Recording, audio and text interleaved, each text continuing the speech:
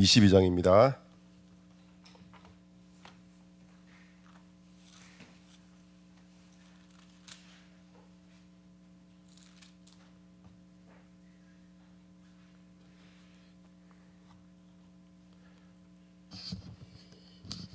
사도행전 22장입니다.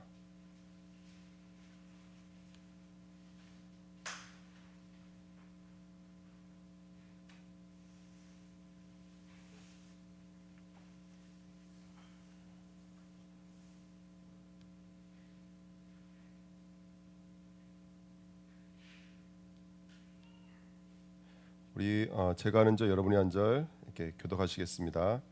부형들아, 내가 지금 여러분 앞에서 변명하는 말을 들으라.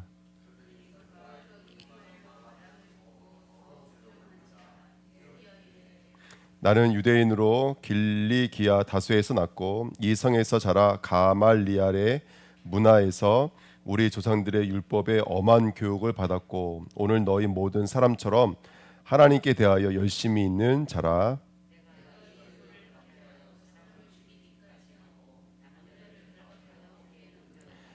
이에 대제사장과 모든 장로들이 내 증인이라. 또 내가 그들에게서 다메스 형제들에게 가는 공문을 받아 가지고 거기 있는 자들도 결박하여 예루살렘으로 끌어다가 형벌 받게 하려고 가더니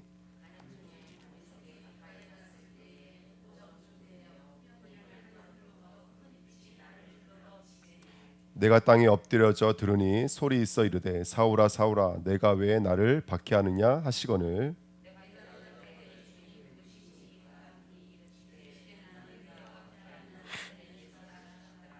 나와 함께 있는 사람들이 빛은 보면서도 나에게 말씀하시는 이의 소리는 듣지 못하더라.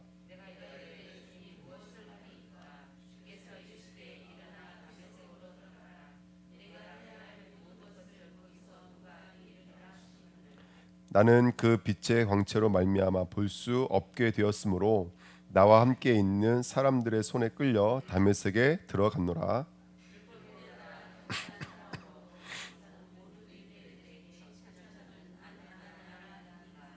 내게와 곁에 서서 말하되 형제 사울아 다시 보라 하거늘 즉시 그를 쳐다 보았노라.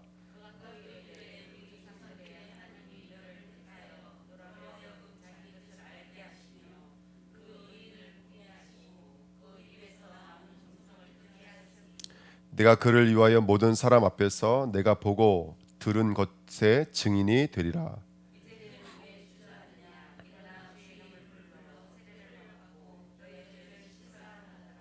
후에 내가 예루살렘으로 돌아와서 성전에서 기도할 때 황홀한 중에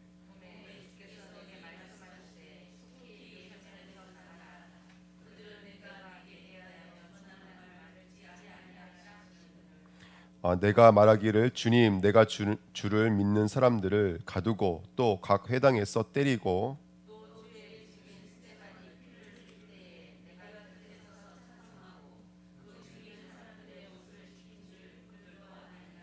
나더러 또 이르시되 떠나가라 내가 너를 멀리 이방인에게로 보내리라 하셨느니라.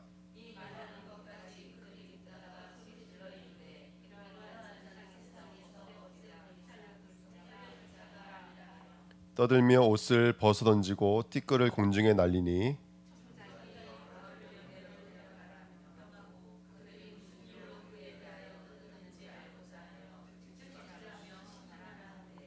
가죽줄로 바울을 매니 바울이 곁에 서 있는 백부장들어 이르되 너희가 로마 시민된 자를 죄도 정하지 아니하고 채찍질할 수 있느냐 하니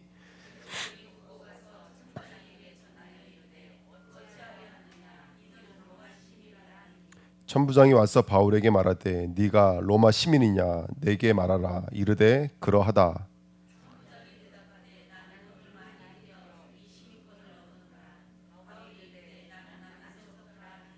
같이 읽겠습니다. 신문하던 사람이 곧 그에게서 물러가고 천부장도 그가 로마 시민인 줄을 알고 또 그 결박한 것 때문에 두려워하니라. 아멘.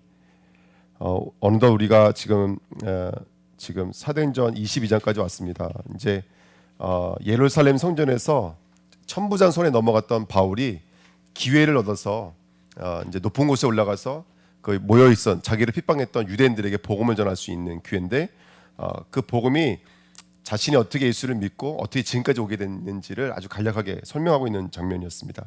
오늘 이 말씀을 통해서 함께 나누신 말씀 제목은 하나님의 복음입니다. 우리가 갖고 있고 누리고 있는 이 복음은 우리의 복음이지만 사실은 먼저는 하나님의 복음인 줄 믿습니다.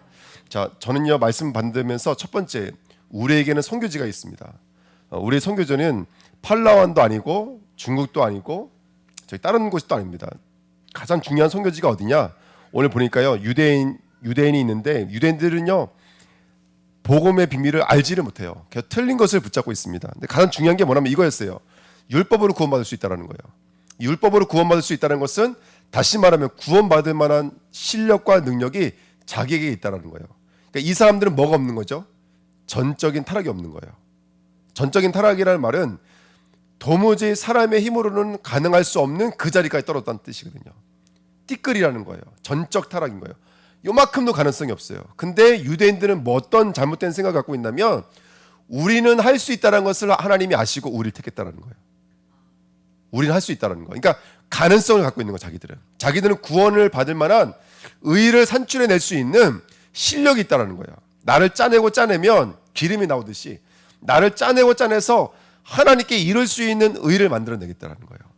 그게 바로 유대인들의 이 틀려 있는 사고였고 사상이었습니다. 잘못된 종교심이었죠. 이 얼마나 이게 무서운지 모릅니다. 그러니까 자기들은 구원받을 수 있는 사람이고 저 이방 민족은 짐승이라는 거예요. 저건 사람도 아니라는 거예요. 그렇게 이렇게 대했던 게 바로 유대인들이었습니다. 그런데 아시겠지만 그 예루살렘의 그 유대인들이 그득한 그곳에 성령께서는 19장부터 뭐라고 말씀하셨냐면 너 그곳에 가면 고난을 받고 이방인 손에 넘겨지게 될 것이다라는 것을 아주 일괄적으로 말씀해 주셨거든요. 근데 바울은 들어가요. 왜 들어가냐? 간단해요. 그 이야기를 듣고도 사도 바울이 갖고 있는 것은 뭐냐면 자기를 부르신 이유가 뭐였어요? 이방인에게 복음을 증거하기 위해서요. 다시 말하면 선교하기 위해서요. 근데 바울에게 있어서 선교지 중에 선교지는 어디였냐면 바로 예루살렘이었어요. 예루살렘이 선교지 중에 선교지였어요. 그 어떤 우상보다도 더 큰 우상을 가지고 있었어요. 그 어떤 종교보다도 더 큰 종교를 가지고 있었어요. 그 어떤 신념과 이런 지식, 그 어떤 것보다도 더 큰 지식이 바로 유대인들에게 있었어요. 하나님이 하나의 신념이 되어 있었고 종교가 되어 있었고 우상이 되어 있었어요. 사도 바울은 편지 서신서들을 읽어보면은 때로는 고린도에도 가 있고 빌립보에도 가 있고 여러 군데 가 있었지만 늘 마음은 항상 바울의 선교지는 사실상 로마이기 전에 저기 멀리 있는 스바냐이기 전에 사도 바울 마음속엔 늘 내 동족을 향한 우리 백성을 향한 애통함과 안타까운 마음이 있었어요. 근데 오늘 말씀을 자세히 읽어보면은 왜 그런 마음이 생겼냐면 자기가 그랬기 때문에 그래요. 자기가 철저하게 율법에 붙잡혀서 하나님이 종교화, 우상화, 지식화 되었던 사람이 자기였어요. 얼마만큼요? 사람을 잡아다가 옥에 집어넣고 때리고 죽일 만큼이요. 오늘 그 얘기하고 있는 거예요. 쭉 자기 과거를 들추면서 자기가 얼마나 율법이었고 율법에 열심이었고 교회를 위해서 열심이었는지를 쭉 보고를 하고 있는 거예요. 누구에게요? 나를 돌로 치고 있는 유대인들에게 말하고 있는 거예요.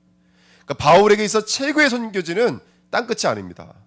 아니 오히려 그 땅끝의 땅끝은 예루살렘이었는지도 몰라요. 사도 바울의 마음은 듣지 못하는 저들에게 오늘 하나님이 직접 말씀하세요. 나가라. 너는 예루살렘에 나가라는 거예요. 이게 얼마나 애통한 얘기입니까? 바울이 여기 있겠다라는 거예요. 넌 나가라는 거예요. 아까 우리 말씀 읽었잖아요. 나가라는 거예요. 바울의 땅끝은 어떻게 보면은 한 바퀴 돌아서 다시 어디로 오는 거예요? 예루살렘에 오는 건지도 모르겠어요. 물론 그런 설명은 성경은 없지만요. 선교지 중에 선교지가 예루살렘이었습니다. 이걸 우리에게 적용해 보시자고요. 전도지 중에 전도지가 어떻게 보면은 우리인지도 모릅니다. 하나님은 바깥에 애통하신 것이 아니라 우리 안에서 애통하신지도 모릅니다. 이태원 때문에 애통하시지 않으실걸요 아마요.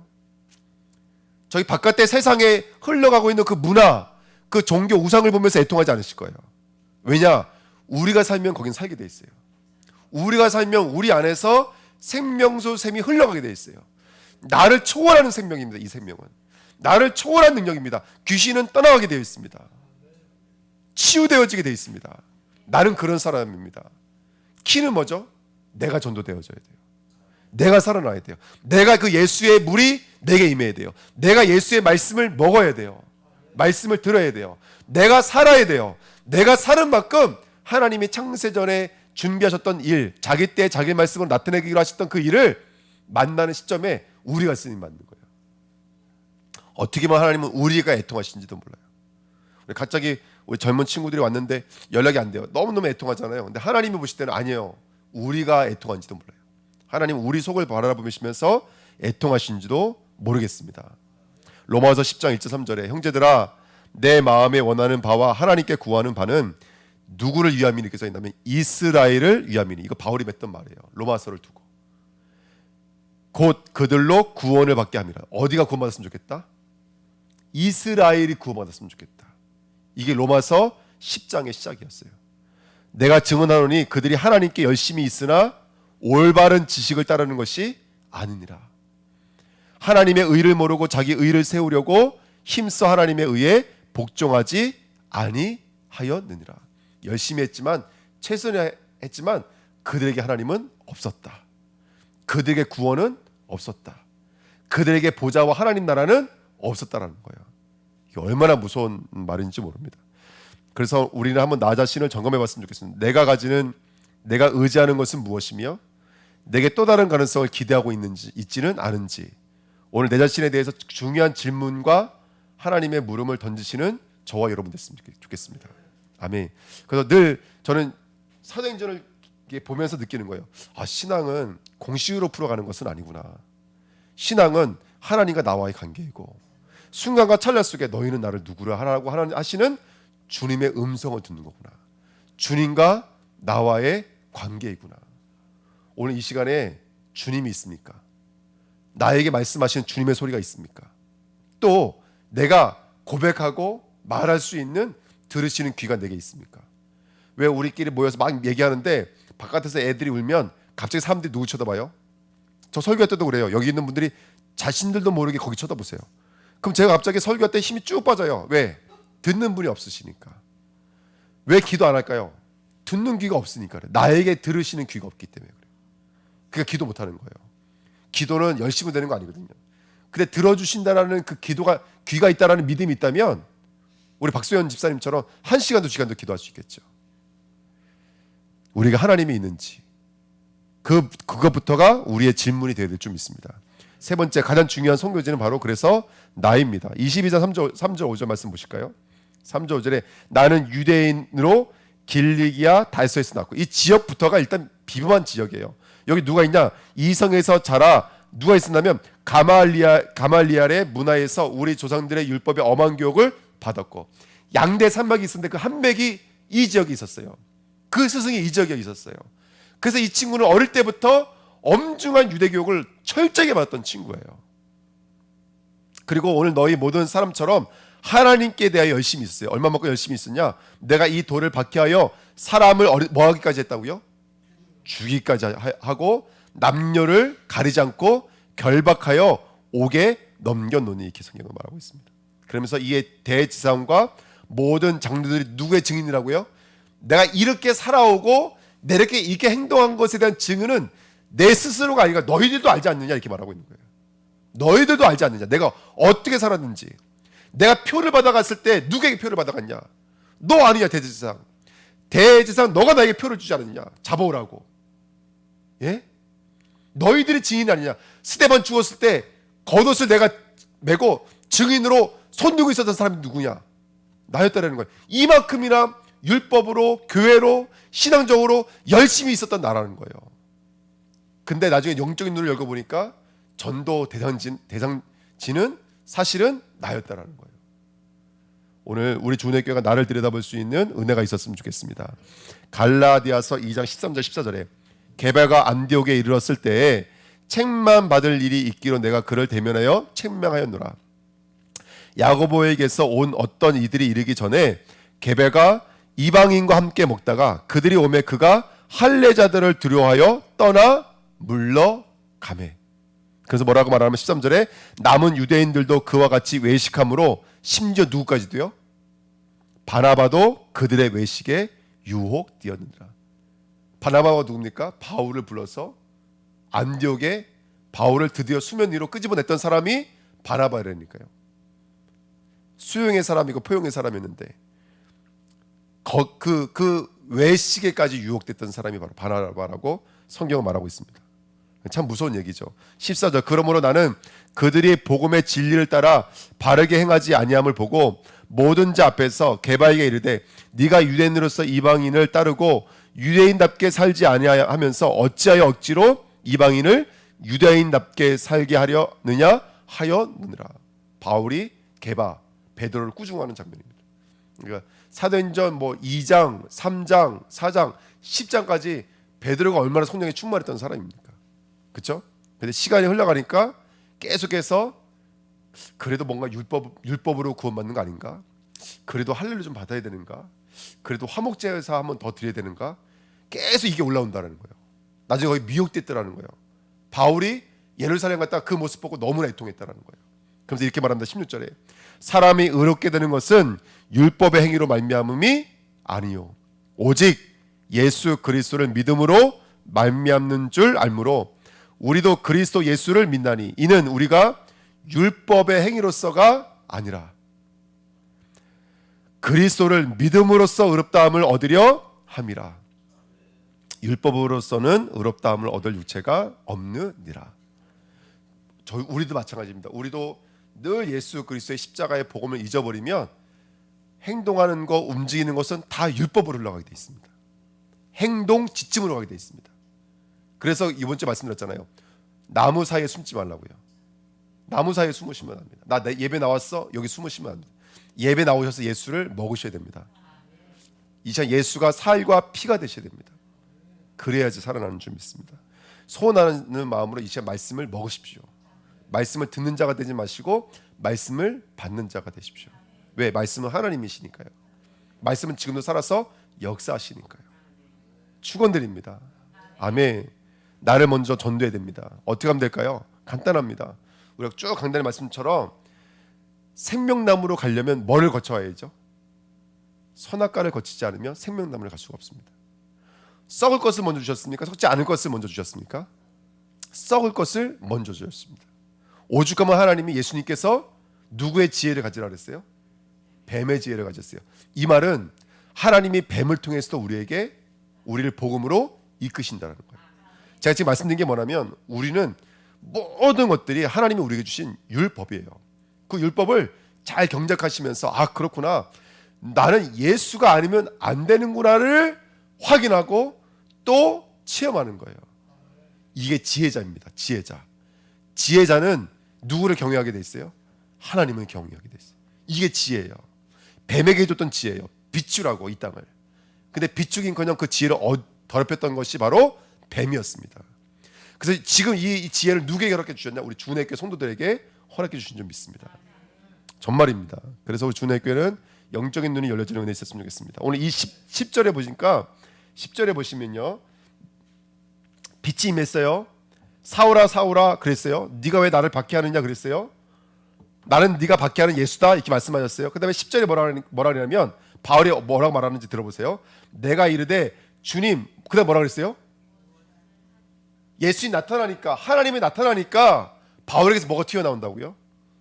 무엇을 하리까? 이게 뭐예요? 이게 유대식 사고방식인 거예요. 내가 당신과 함께 하려면 어떻게 됩니까? 할례 받아야 됩니까? 이 말인 거예요. 제사를 지내야 됩니까? 율법을 지켜야 됩니까? 이 말인 거예요. 그러니까 뭐라고 말씀하시냐면 10절에 무엇을 하리까? 주께서 이르시되 일어나 다메섹으로 들어가라. 내가 해야 할 모든 것을 거기서 누가 있었죠? 아나니아가 있었습니다. 저와 여러분들이 오늘도 나도 모르게 우리 안에 내가 무엇을 하리까라고 외치는 것. 다시 말하면 저와 여러분들은 아직까지도 예수를 믿지만 아직까지도 또 다른 것에 가능성을 두고 복음이 아닌 것으로 흐르게 만들고 있는 사탄의 통로가 완전히 떠나가야 될 줄 믿습니다. 여러분, 우리 주내교회 성도님들은 예수를 꼭 붙잡으십시오. 그리고 내게 물으셔야 됩니다. 난 정말 예수를 믿고 있는지, 이 만남 속에, 이 사건 속에, 이 일들 속에 난 정말 예수를 믿고 있는지. 예수를 정말로 믿을 때 그 다음부터 하나님이 하실 줄 믿습니다. 교회도 후대도 가정도 업도 그렇게 인도받는 우리 주님의 교회가 되시기를 축원드립니다. 하나님은 그 바울을 아나니아로 이끄셨죠. 아나니아에게로 이끄셔서 한 게 뭐냐면 사도행전 9장 17절 19절에 읽으면은 세 가지를 하셨어요. 첫 번째 안수했어요. 두 번째 세례를 하고 세 번째는 음식을 먹는 거였어요. 이게 우리로 말하면 이거예요. 치유하기, 가르치기, 전도하기예요. 저와 여러분들 오늘도 와서 안수한다는 건 하나님의 뜻이 전달된다는 거예요. 사울아, 너는 지금부터 바울이야. 너는 이방인들을 위해서 택한 하나님의 그릇이야. 사명을 확인시켜주는 거예요. 이걸 전달하는 게 안수인 거예요, 여러분들. 하나님의 뜻이 전달되어지는 거예요. 뭘로요? 말씀 양식으로 전달하는 거예요. 당시에 음식을 먹었더라라는 것들은 물론 전부는 아니에요. 하지만 대부분 뭘 상징하고 있냐면 선찬식을 함의하고 있어요.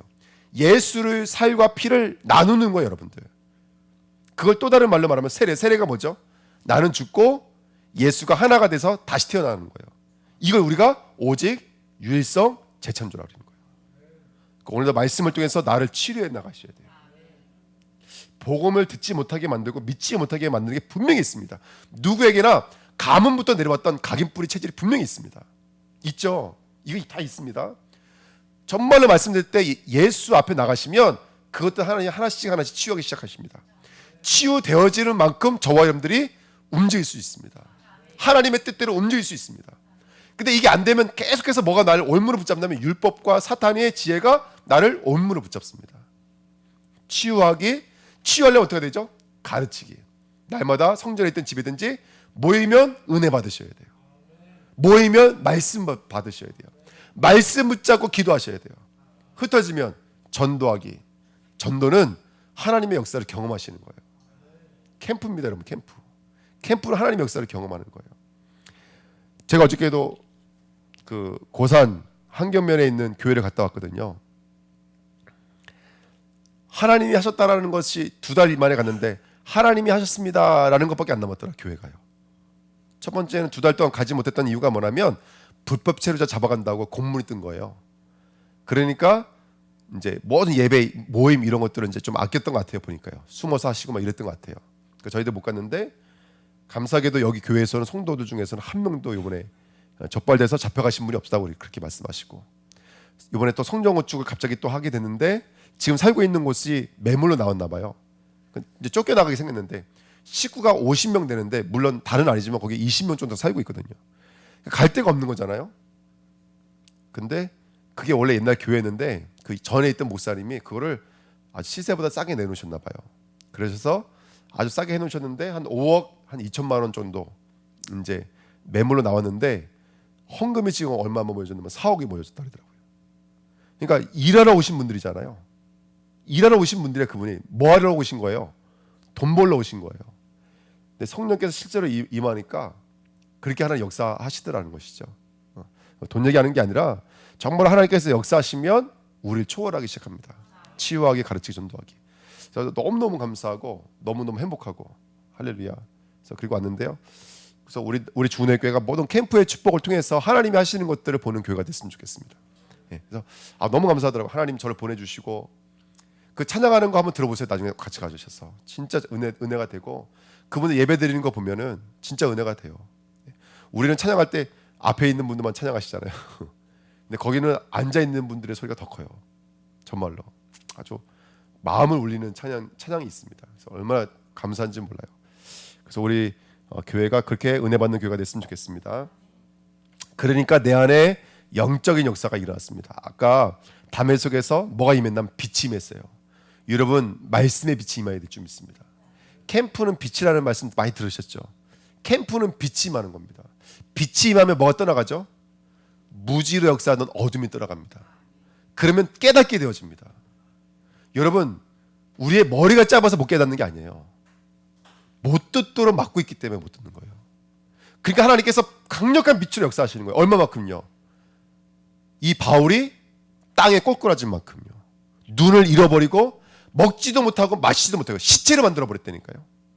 그렇게 빛이 임하셔야 돼요. 우리에게요. 나 이거 아는 말씀 들은 말씀이 아니니까요. 말씀이 빛으로 임하셔야 돼요. 내가 꼬꾸라질 만큼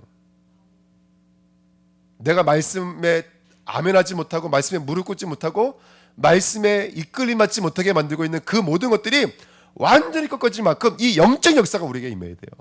복음은 영적인 역사입니다, 여러분들. 보좌의 축복인 거예요. 말씀은 지식이 아닙니다. 지식의 한자가 뭐냐? 우리 주님께 지식의 한자 더 배우는 만큼 망하는 거예요, 여러분들. 이 시간에 빛이 임하시는 시간 되셔야 돼요. 실제로 빛이 임하셔야 됩니다. 아까도 말씀드렸죠. 사울아 사울아라고 부르셨어요. 왜 예수님께서는 바울을 사울아 사울아라고 이게 지적을 하셨을까요? 바울은 자기 자신을 한 번도 사울이라고 불러본 적이 없어요. 이전에 말씀드린 적이 있어요. 왜냐? 사울의 이름의 뜻이 베냐민 지파의 가장 존경하는 인물의 뜻이에요. 누구냐면 사울왕, 초대 왕의 이름이었어요.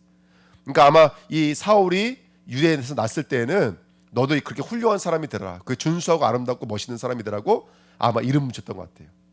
근데 바울이 복음을 깨닫고 나서는 자기 자신을 한 번도 사울이라고 불러본 적이 없어요. 그런 바울에게 하나님은 사울아 사울아라고 명령하시는 거예요. 그리고 오늘 자신을 설명할 때 사울아 사울아라고 말을 하고 있는 거예요. 그렇게 예수님 날 부르셨다. 그렇게 예수님 날 부르셨다. 봐봐라, 나는 율법으로 이렇게 완전했던 사람인데 영적으로는 뭐였다라는 거예요. 영적으로는 사울이었다라는 거예요. 죄인 중에 원수였고 죄인 중에 괴수였다라는 거예요. 오늘 복음에 들려줄 수 있는 은혜 있었으면 좋겠습니다. 바울이 말했습니다. 누구십니까? 나는 네가 박해하는 예수라. 하나님은 바깥에서는 절대로 하나님은 박해할 수 없습니다. 바깥의 불신자들이 하나님을 욕먹일 수는 없습니다. 하나님이 그들이 아무리 욕을 해도 하나님 아프지 않으세요. 그렇지만 우리 때문에 아파하세요. 우리는 우리도 모르는 차이 얼마나 많이 불신당하는지 모릅니다. 얼마나 많이 예수 그리스도 이름을 박해하는지 모릅니다. 나는 네가 박해하는 예수라 말씀하셨습니다. 우리가 이 복음을 깨닫고 진짜 이 시간에 말씀의 빛이 임한다는 거, 이거 얼마나 소중한 시간인지 모릅니다. 또 우리 같이 기도하셔야 돼요. 여기 계신 분은 중밤에 기도하셔야 돼요. 여러 가지 문제가 있거든요. 근데 그 문제에 다른 게 아닙니다. 빛이 안 임했기 때문에 그렇습니다. 말씀의 빛이 안 임했어요. 원래 천사가 그렇게 새벽별로, 그쵸? 무별로 이 땅을 비추는 자로 천사장으로 만들어 놓은 거예요. 하나님을 경배하는 지혜를 주신 거예요. 근데 그 지혜를 가지고 타락해 버린 거예요. 이 시간 성령의 빛이 임하시면 정말 저와 여러분들 살아나게 될 줄 믿습니다. 오늘 그 빛이 임했으면 좋겠습니다. 그래서 복음을 듣지 못하게 만드는 사단의 권세가 완전히 떠나갔으면 좋겠습니다. 9절에 보면은 주위에 있던 사람들이 빛이 임하는 것은 봤는데 뭐는 듣지 못했죠? 소리는 듣지 못했어요. 즉 이 소리는 누구와만 교제하고 계시는 거죠? 바울과 주님만 교제하고 있는 거예요. 여러분, 나와 주님의 교제의 소리를 강단에서 찾아내셔야 돼요. 여러분, 훈련 받으시는 말씀 중에서 이건 이번 주에 우리에게 주신 말씀, 우리 교회에게 주신 말씀 되시면 안 돼요. 내게 주신 말씀을 찾아내셔야 돼요. 이수랑 나에게 주신 말씀, 어떤 말씀 붙잡고 계십니까? 정말로 내 영혼에 주신 말씀은 무엇입니까? 수나가 하면서 부르시는 말씀은 무엇입니까? 내게 주신 말씀이 있어야 됩니다. 오늘 영적인 사건이 일어나시기를 축원드립니다. 2번입니다. 그래서 복음은 십자가의 복음이에요. 이 십자가의 복음은 은혜와 믿음의 복음입니다. 근본으로 돌아가시는 주님께 되시기를 축원드립니다. 하나님이 하시는 복음이에요, 여러분들. 아멘. 아까도 말씀드렸던 것처럼 6절 8절에 혈기가 등등했을 때 빛으로 임하셨어요. 누가 오신 것이죠? 하나님이 오신 거예요. 내가 간 게 아니에요. 하나님이 오신 것이지. 바울은 요만큼도 하나님 앞에 나갈 수 없는 상태였잖아요. 가장 문제 있는 상태였잖아요. 예전에 배용규 목사님 그 말씀하셨어요. 저 팀 사역 받을 때 자기가 영적으로 가장 힘들었을 때, 눌렸을 때, 가장 정말로 그 뭐라 그래요? 이렇게 이렇게 힘들었을 때 하여튼간에요. 영적으로. 그 왜 본인들은 알잖아요. 너무 힘들었을 때. 근데요, 그때 역사가 가장 많이 일어나더라는 거예요. 정말로. 그때 말씀드렸잖아요. 그 선교를 갔는데 그 한의사가 따라갔어요. 광고를 한 거예요. 한의사가 왔으니까 내일 그분이 치료해 주신다고. 아침에 일어났는데 사람이 줄을 쫙 서 있는데요. 한의사가 장염으로 쓰러져 있는 거예요. 일어나지 못하는 거예요. 그래서 백인규 목사님이 그 한의사의 가운을 입고 오는 사람들마다 아무 데나 다 박질렀다는 거예요. 그 진짜 안지매가 일어나 버리더래요. 진짜는 역사하시더라는 거예요. 근데 그렇게 말씀하시대요. 그때 자기 마음은 영적으로는 가장 힘들 때였대요. 근데 역사는 가장 많이 일어났대요. 무슨 말하고 싶은 거냐면 막살라 이 말이 아니라 하나님이 찾아오신 거라고요. 복음은 하나님이 찾아오신 거라고요. 여러분, 하나님이 하실 줄 믿습니다. 하나님은 하십니다. 하나님은 역사하실 줄 믿습니다. 22장 14절에 우리 조상들이 하나님이 너를 택하여 이렇게 말하고 있죠. 하나님이 모세를 보낼 때 장로들이 물으면 난 누구라고 말하면 되겠습니까? 누가 보냈다고 말하면 되겠습니까? 너희 조상 여호와 하나님이 보냈다고 하라. 스스로 있는 자가 보냈다고 하라. 아멘. 모세는 누가 택하신 것이죠? 하나님이 택하신 거예요. 하나님이 모세를 보낼 때 딱 하나였어요. 넌 가서 말하는 거예요. 누가 택했다고? 하나님이 택했다고 말하는, 그것만 말하는 거예요. 그것만. 이것저것 말할 필요가 하나도 없어요, 여러분들. 난 누가 택하셨습니까? 하나님이 택하신 거예요. 이것저것 말할 필요가 하나도 없습니다. 나는 하나님의 사람입니다. 이 복음은 하나님의 복음입니다. 아멘. 그 복음으로 주님 앞에 나가시는 거예요. 바울이 말했습니다. 갈라디아 1장 15절 16절에 그러나 내 어머니의 태로부터 나를 택정하시고, 언제 택정하셨다고요? 어머니 태에 있을 때부터 이미 택정하신 거예요, 여러분들. 할렐루야. 나의 삶을 하나님이 택정하신 거예요. 그의 은혜로 나를 부르시니가 그의 아들을 이방에 전하기 위하여 그를 내 속에 나타내시기를 기뻐하였을 때에 내가 곧 혈육과 의논하지 아니하고, 이렇게. 이 말씀 내가 부분적으로 한번 읽어보세요. 여기 부분적으로 한번 나눠보시면 여기에 바울은 없어요. 하나님이 다 하신 거예요. 할렐루야. 하나님이 하시는 줄 믿습니다. 나도 하나님이 하실 거예요. 우리 가정, 우리 후대도 하나님이 하실 거예요. 우리 업에도, 우리 삶에도 하나님이 하실 것을 확실히 믿습니다. 이제는 그부터 시작하셔야 돼요. 올해 한 해를 시작하는데 우리 말씀 붙잡고 있어요. 시작이 뭐가 되냐? 하나님이 하실 줄 믿습니다. 왜? 복음은 하나님의 것이니까요. 기세가 등등하고 혈기가 등등했을 때 하나님이 찾아오셨던 것처럼 아무것도 모르고, 어떤 목사님 말씀하신 것처럼 똥인지 된장인지도 모를 그때, 아무것도 분별하지 못할 그때 하나님이 찾아오신 거라니까요. 그 복음 앞에 우리는 서 있는 줄 믿습니다. 아멘. 이번 하나님이 예배하신 만남입니다. 그리고 우리에게는요, 만남이 예정되어 있습니다. 바울에게 누구의 만남이 있었죠? 아나니아라는 중직자와의 만남이 준비되어져 있습니다. 여러분들에게도 저에게도 하나님의 만남이 준비되어져 있는 줄 믿습니다. 아멘. 근데 이 아나니아를 이렇게 설명하고 있어요. 유대인들에게도 칭찬받는 사람이라. 한번 말씀 나중에 한번 쭉 읽어보세요. 9절부터 16절 읽어보면은 아나니아에 대한 사람이 이제 이름이 있는데, 이 사람은 유대인들조차도 칭찬받았던 사람이에요. 무슨 말하는 거라면 하나님이 그렇게 아무 족보도 없이, 아무 근거도 없이 역사하시는 게 아니에요. 하나님은 이미 이 아나니아를 율법에서부터 다 준비하신 거예요. 누구를요? 위해서요? 나를 위해서. 나를 위해서 아나니아를 준비해 놓으신 거예요. 아멘. 왜? 이 율법의 사람을 붙잡고 훈련시킬 수 있는 사람은 아나니아밖에 없기 때문에. 유대인들조차 존경하는 사람이니까 쉽지가 않잖아요, 여러분들. 당시에 기독교회는 핍박받는 거 아닙니까, 여러분들? 근데 그 핍박받는 사람 중에서도, 그 핍박하는 사람들 중에서도 그 아나니아만큼은 이거를 함부로 못하는 거예요. 존경받는 인물이라니까, 여러분들. 그게 쉽지가 않지 않습니까, 여러분들? 다 숨어야 되잖아요. 근데 이 사람은 길을 걸어가도 아무도 누가 못해. 왜? 이 사람이 어떤 사람인지 다 아니까. 그랬던 사람을 준비하신 거예요. 바울 한 사람을 위해서 하나님은 우리 인생 전체를 준비해 오신 거예요. 나의 나된 것은 하나님이 창세전부터 준비해 오신 만남이에요. 이게 얼마나 엄청난 역사들인 줄 모릅니다.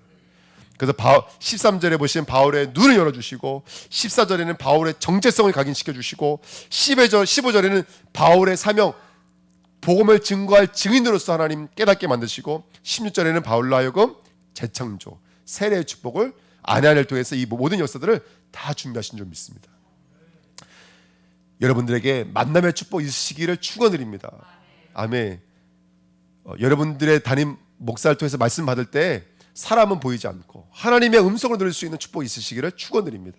아멘. 3번입니다. 그리고 하나님은 성전을 통해서 일하셨어요. 17절에 보시면 성전에서 기도할 때라고 꼭 이름을 붙여요. 이 말을 왜 할까요? 아나니아 말할 때도 너 유대인들로부터 칭찬받는 사람이었어, 이렇게 말하고, 그렇죠? 나를 설명할 때도 내가 율법으로 얼마나 대단했던 사람인지 설명했고, 또 내가 기도할 때 그냥 기도할 때 이렇게 말하지 않고 어디서 기도할 때? 성전에서 기도할 때. 왜 그랬을까요?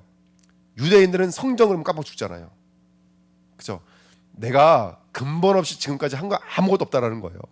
하나하나 나도 진짜 하나님 앞에 두들겨보고 인도받고 역사했다라는 거예요. 성전 하나님 인자하시는 곳이잖아요. 내가 그곳에서 하나님이 나를 이방인에게 가라 그랬다. 너희들이 왜 이방인에게 복음 전했다고 지금 날 때리고 있지 않느냐. 근데 그거 하나님이 시킨 거다. 어디에서? 여기 예루살렘 성전에서.